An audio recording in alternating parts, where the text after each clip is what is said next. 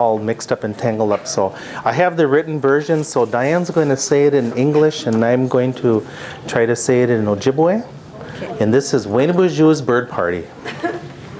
Okay.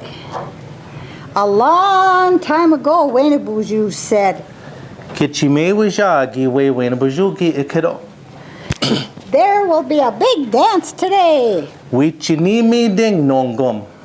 All the birds will come here. Everyone will have a good time. Make different sounds. Dance hard. Nobody can see. Everyone will dance blindfolded. So that's what they did. They danced hard. They sang loud. One bird thought, what's going on here? Nobody could see what's going on here. Secretly, he peeked at Waynabuju to see what he was doing.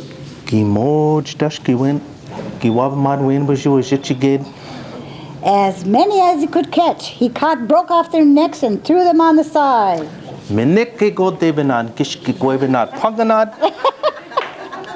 The one that saw him hollered,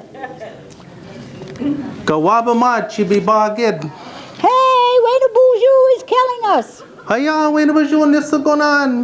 Everyone got scared. They ran out.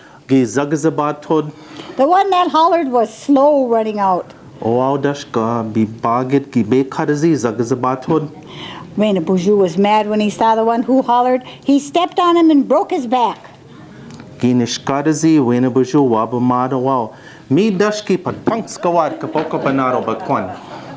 His eyes are red.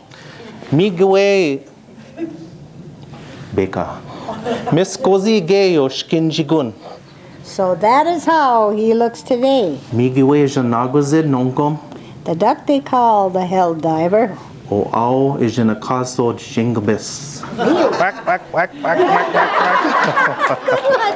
me give you a hug.